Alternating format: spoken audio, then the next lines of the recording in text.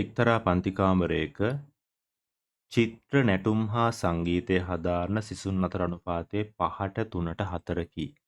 මෙම පන්තියේ සිටින මුළු සිසුන් ගණන 36ක් නම් එක් එක් විෂය හදාරන සිසුන් ගණන වෙන වෙනම සොයන්න. මේ ගාණේ අපිට දීලා තියෙනවා විෂයන් 3ක්. මොනවද? චිත්‍ර, අනිත් එක නැටුම්, සංගීතය. මේ අනුපාත තුන ලියා ගන්නකොට දැන් මුලින්ම තියෙන චිත්‍ර, දෙවෙනියට නැටුම්, සංගීතය. එතකොට අනුපාත දීලා තියෙනවා 5ට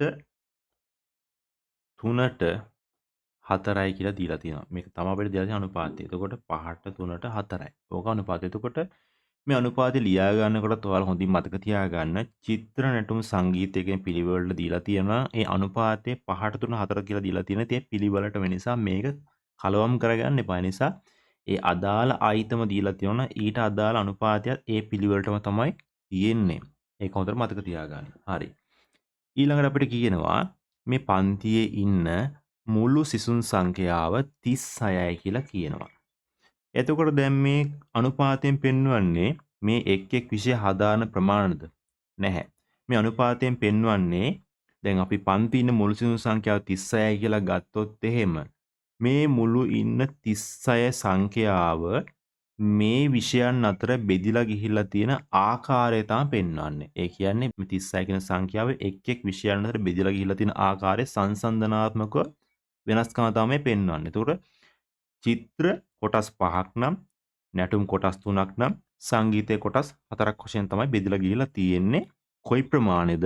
මෙන්න මේ 36 කියන සංඛ්‍යාව ගත්තොත් එහෙම. එතකොට මේ ඉන්න මුළු සංඛ්‍යාව ඒ විෂයන් අතර බෙදලා ගිහිල්ලා තියෙන ආකාරය තමයි මෙන්න මේ අනුපාතයෙන් පෙන්වන්නේ. මෙතන විෂයක් හෝ අදාළ අනුපාත ගානේ තියෙන ඕනම දෙයක් වෙන්න පුළුවන්.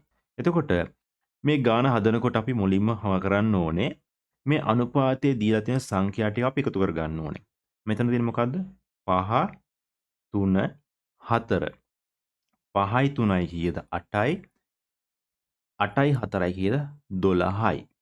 ඒ නිසා මම ලියා ගන්නවා මුළු සංඛ්‍යාව තියෙනවා 12ක් තියෙනවා.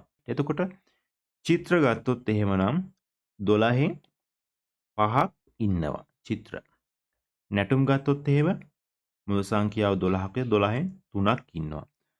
සංගීතය ගත්තොත් එහෙම 12න් 4ක් ඉන්නවා. එතකොට මුළු සංඛ්‍යාව කී අනුපාත ටිකේ ආව එකතුව 12යි. එහෙනම් දැන් අපි හොයාගමු එක් එක් විෂයන් හදාරන සංඛ්‍යාවන් කීය කියලා. මුලින්ම අපි චිත්‍ර. චිත්‍ර විෂය ගත්තොත් එහෙම චිත්‍ර විෂයේ හදාරනවා මුළු සංඛ්‍යාව පන්ති ඉන්නේ කීයද? 36යි. 36න් 12න් 5ක් හදාරනවා චිත්‍ර. 36න් 12න් 5ක් හදාරනවා චිත්‍ර. නැටුම් නම් නැටුම් හදාරනවා 36න් 12න් 3ක් හදාරනවා නැටුම්. සංගීතය ගත්තොත් එහෙම සංගීතේ කොච්චරක් හදාරනවද? 36න් 12න් 4ක් හදාරනවා සංගීතය. දැන් අපි උත්තරේ ගමු. මේ 36න් 12න් 5ක් කියන්නේ තව නොතේරෙන තැනට කියනවා නම් 36 12න් බෙදලා 5න් ගුණ කරන්න ඕනේ. මේක 36 12න් බෙදලා 3න් ගුණ කරන්න ඕනේ. මේක සංගීතය කියන එක හොයා ගන්නකොට 36 12න් බෙදලා 4න් ගුණ කරන්න ඕනේ. අපි කපා ගමුකෝ මේක 12 වරක් 1යි 36 12 වරක් 3යි. 3 වරක් 5 කීයද උත්තරේ 15යි. මෙතනත් 12 වරක් කීය 36ට 3යි 3 වරක් 3 9යි. මෙතන 12 වරක් කීය 36ට 3යි 4 වරක් 3 12යි. දැන් ඔයාට ඕන නම් පුළුවන් මේ ටික එකතු කරලා බලන්න. උත්තරේ 36ක් එනවා කියලා. 15යි 9යි කීයද? 24යි. 24යි 12යි කීයද? එනවා උත්තරේ 36ක් කියලා අපිට උත්තරේ එනවා. ඒ ටිකේ එකතුව. දැන් අපි හොයාගත්තා මේ පන්තියේ 36 දෙනාගෙන් චිත්‍ර හදාරනවා 15ක්, නැටුම් හදාරනවා 9ක්, සංගීතය හදාරන ළමයි 12ක්. තවත් ඕන කෙනෙක්ට පුළුවන් මේක ඉතාමත් ඉක්මනින් හදාගන්න මෙච්චර ලියා ගැනීමේ අවශ්‍යතාවයක් නැහැ. මේක ගාන පුරුදු වුණාට පස්සේ කෙනෙක්ට තමන්ගේ මනසින් උනත් මේක හදාගන්න පුළුවන්. නැත්තම් මෙච්චර දේවල් කරන්න අවශ්‍ය නැහැ.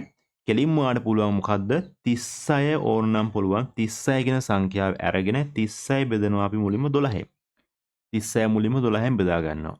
12න් බෙදාගෙන එන උත්තරේ කීයද අපි දන්නවා 3යි. ඊට පස්සේ ඒ 3 කියන සංඛ්‍යාව වැඩි කරන්න මේ අදාළ අනුපාතයෙන්. මේක වැඩි කරන්න 3ෙන්, මේකත් වැඩි කරන්න 3ෙන්, මේකත් වැඩි කරන්න 3ෙන්. උත්තරේ අනිවාර්යෙන්ම කීයද? 5 × 3 15යි. උත්තරය ආවා මෙතන 3 × 3 9යි. උත්තරය ආවා 4 × 3 12යි. උත්තරය ආවා. දැක්කනේ? එතකොට ඒත් ඒ උත්තරේම එනවා. ඒ නිසා මේක ගාන ඔලුවට දාගත්තට පස්සේ කෙනෙක්ට ඉතාමත් පහසුවෙන් හදා ගැනීම හැකියාව තියෙනවා. කෙනෙක්ට අපහැදිලිද දන්නේ මම නැවතත් උත්තර ටික කියන් යන්නම්. චිත්‍ර වලට 15ක් ආව උත්තරේ. ඊට පස්සේ නැටුම් වලට 9ක් ආවා. සංගීතයට ළමයි 12ක් ඉන්නවා. ඊළඟට තව ගානක් තියෙනවා. බී මිශ්‍රණයේ කඩන් විය යුතු දොඩම් යුෂ, දෙහි යුෂ හා ජලය අතර අනුපාතය 2ට 1ට 7ක් වේ. මිලිලීටර් 1500ක බී මිශ්‍රණයක් සාදා ගැනීමට එක් වර්ග වලින් මිශ්‍ර කළ යුතු ප්‍රමාණයන් හොයන්න. මේ ගාන වල කොලයක් පෑනක් අරගෙන හදලා නිවැරදි පිළිතුර පහළ කමෙන්ට් සෙක්ෂන් එකෙන් කමෙන්ට් කරගෙන යන්න.